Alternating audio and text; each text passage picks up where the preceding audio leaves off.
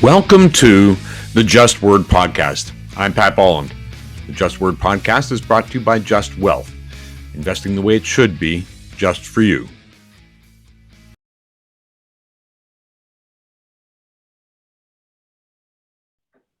Mike, a real pleasure to meet you. And I gave a little bit of the backstory, if you will, when I did the introduction that you came out of the grocery industry, but maybe you tell me your story.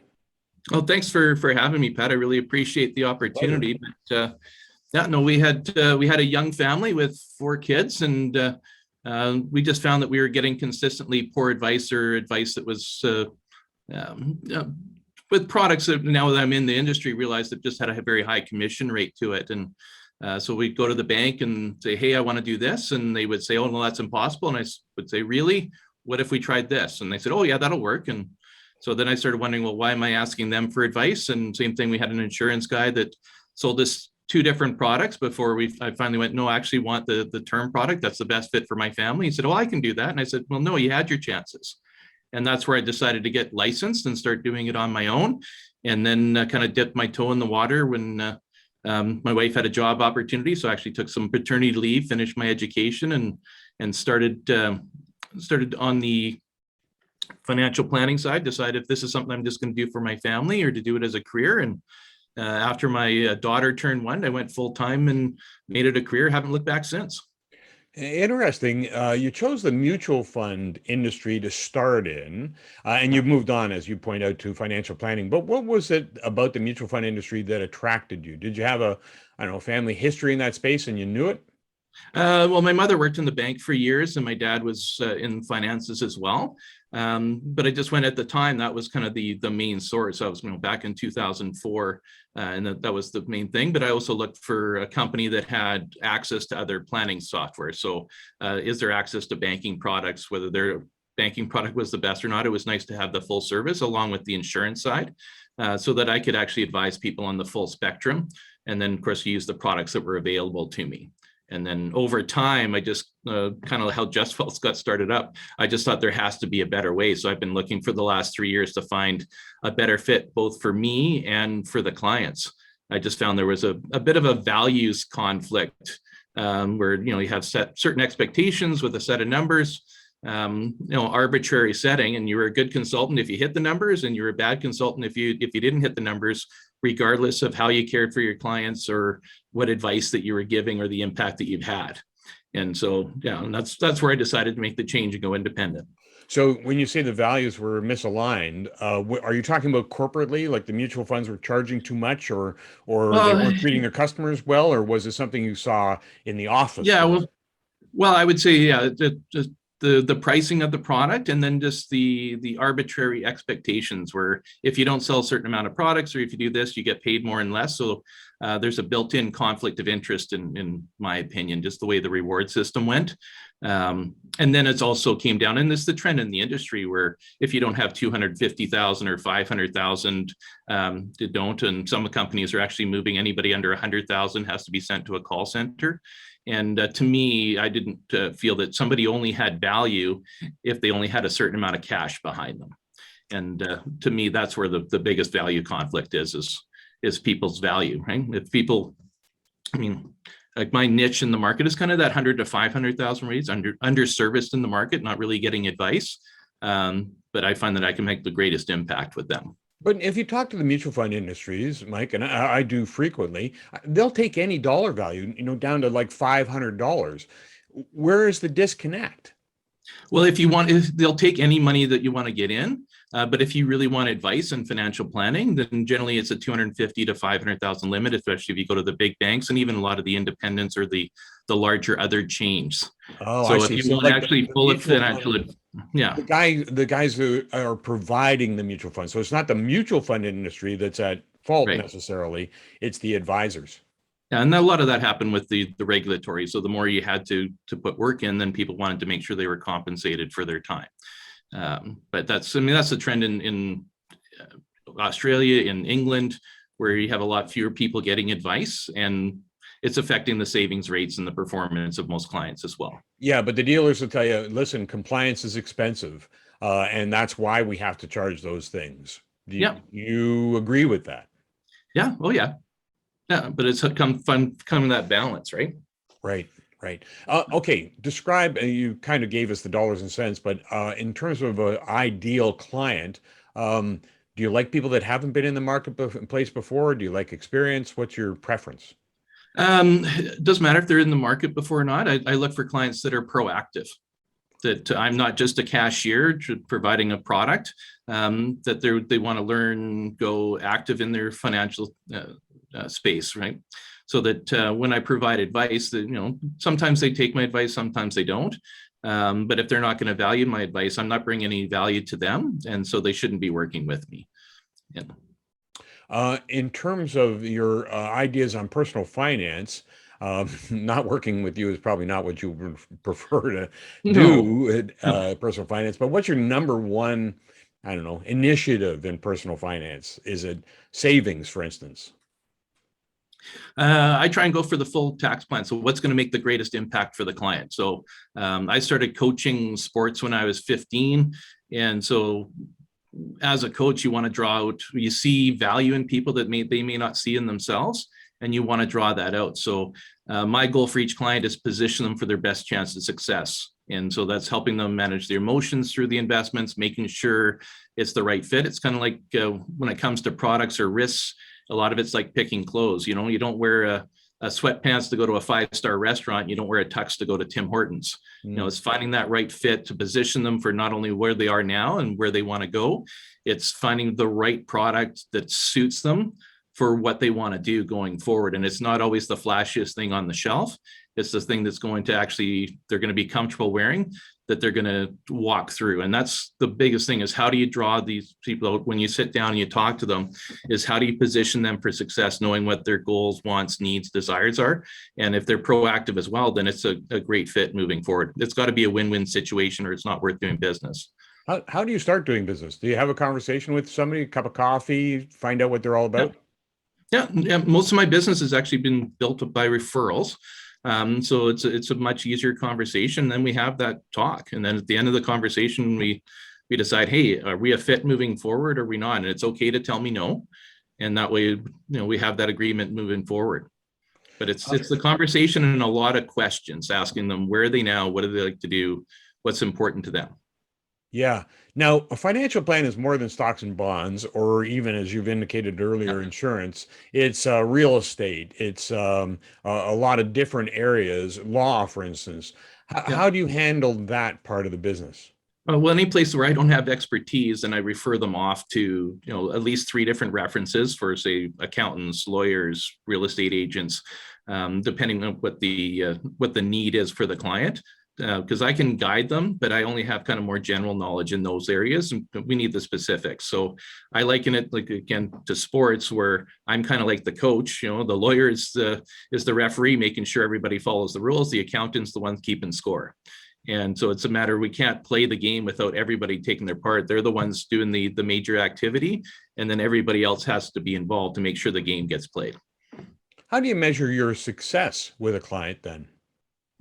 I mentioned this, but the difference that I've made, because you can't measure it necessarily on what the market's doing, but you look at, and one of my most favorite ones is, I had a couple of clients that they were going to university, Mm. and just through some advice, and they used their student loans, but they didn't really need them, and they invested in a TFSA, and when they graduated, they paid off their student loans and had enough down payment for a house.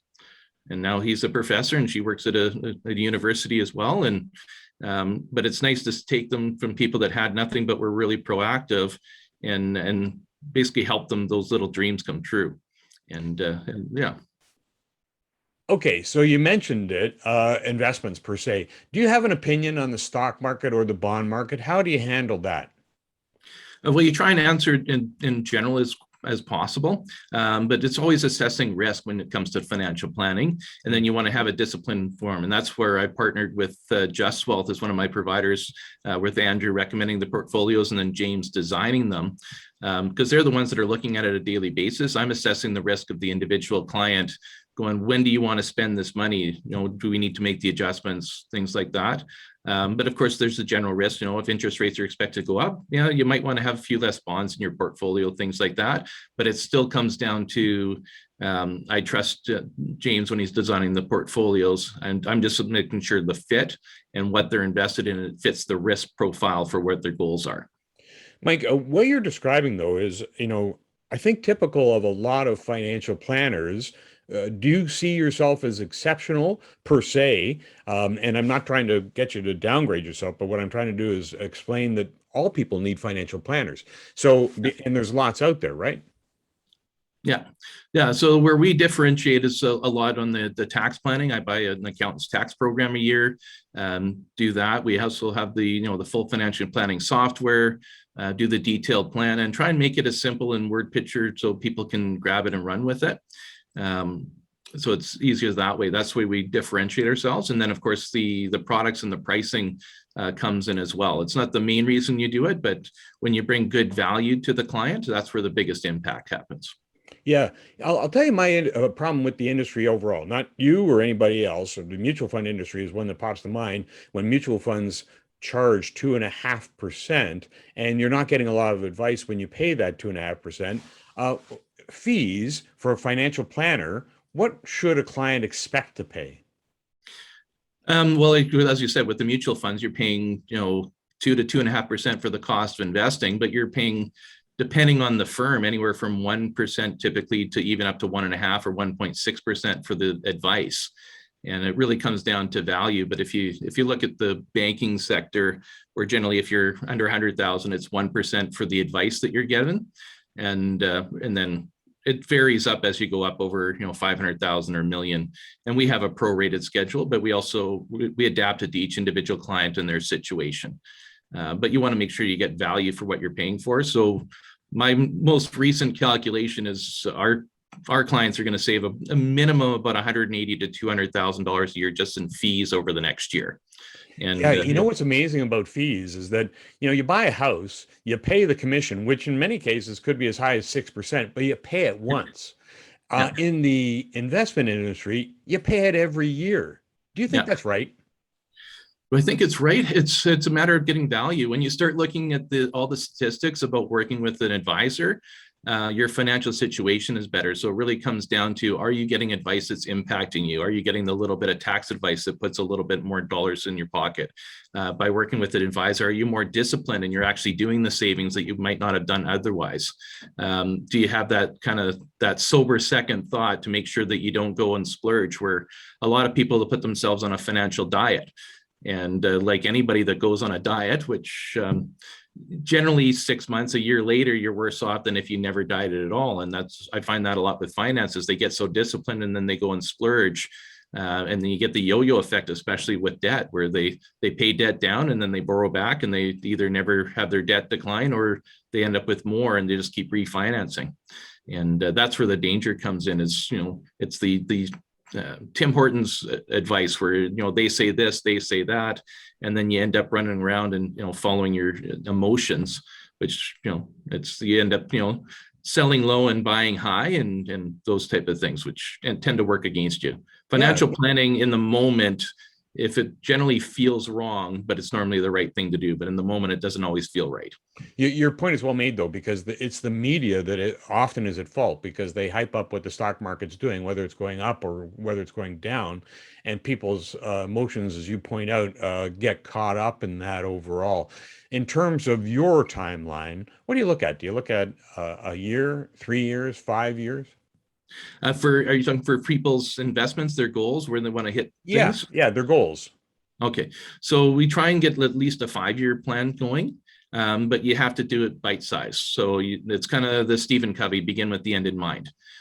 So we need to know where they end up. So the first step in the financial planning process, so you're lost in Vancouver and you have a map, but you don't know what street you're on, the map is useless. So the first thing we have to know is where your starting point is, and then we need to know where you want to go so we can start mapping out a route. And then really it comes down to what type of investments. It's what are you most comfortable owning? Are we taking a cab? Are you taking a bus? Are you taking a plane? If you don't like flying, then we can't take a plane to get there. And so we can still get you to your destination. The only difference, depending on the mode of transportation, is the amount of time that it takes to get there, right? And our goal is to make progress. So are we closer to your goal today than we were yesterday? And even if the markets aren't cooperating, are we doing the right things? Are we following the process that historically has done well, that if you keep following the process, you're going to end up where you want to go, regardless of what the outcome is in the moment? Because if you're just looking at the immediate outcome, then you're more likely to bounce around like that yo-yo and just change your mind and change directions, and you never have that consistent application of doing the right things. But in this industry, you can do all the right things and have in the moment looks like everything is wrong, and that's probably the biggest challenge in this industry. You took a big leap when you moved from the grocery industry into financial planning. Yeah. Have you been happy? Is your family life changed? I don't know. It's been a fantastic change. Like, we had 4 kids, and I was working a lot of evenings and weekends, and we couldn't get them out to their kids' sports and that. And so after I made the change, we had dinner at home together every night. I was able to coach all of my 4 kids in the various sports they played: hockey, soccer, lacrosse, anything like that. So, and even my oldest kids came back and helped me coach my youngest kids at times as well. So it's been a nice process, and just the amount of times. And as I got more successful in the business, we started taking Friday afternoons off in the summer, and we went camping together, and that was it. So it was nice to have that transition for family time, that it wasn't just about making money. It was providing service that you could get a lifestyle, which is the main goal when you're working with people. Is it's not just about I want the money, it's I want what money can do for me. I want the relationships that can go. I want to be able to help people. And that's the main goal of when we're in there, is how do we position you to get that extra joy out of life, to make sure you have the resources available to do it. Mike, we'll leave it there. Wish you continued success. Thanks very much, Pat. Appreciate the opportunity. Mike Fox.